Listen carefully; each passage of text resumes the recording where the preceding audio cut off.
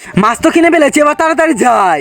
ওই তো অটো আইতাছে, এই মাছটাই দেখলে তোকে আমাকে গাড়িতে উঠাবে না, পিছনে লুকিয়ে ফেলি। মা আমাকে দাও, আমার পিছনে তুই ভালো করে রাখ। ভাই দাঁড়া, আমরা কুড়িকাহু নিয়ে যাবো।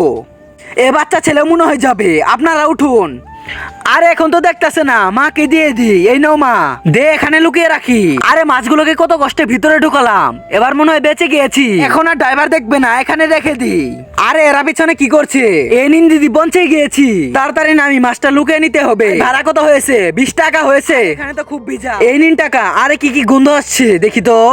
আরে এখানে পানি কেন? মনে হয় বুঝে গিয়েছি, আমরা তো একটু মাছ নিয়ে এসেছি। আরে এই মাছের জন্য আরো 20 টাকা দিতে হবে। এই নিন টাকা, এবার হয়েছে। আরে মাগে যেও না, আরো 20 টাকা দাও। আরে ছেলেটা আরো টাকা দিল কেন? মা এই মাছগুলো দাও, আর একটু পানি ঢেলে দি। আরে কি করতেছে? আরে তো আমার পুরো সিএনজি নষ্ট করলো। নষ্ট তো তুমি করেছো বেশি টাকা নিয়ে। মা চলো যাই। আমার ছেলের তো খুব বুদ্ধি, এবার বুঝো ঠেলা। আরে আমার গাড়িটা নোংরা করে দিল।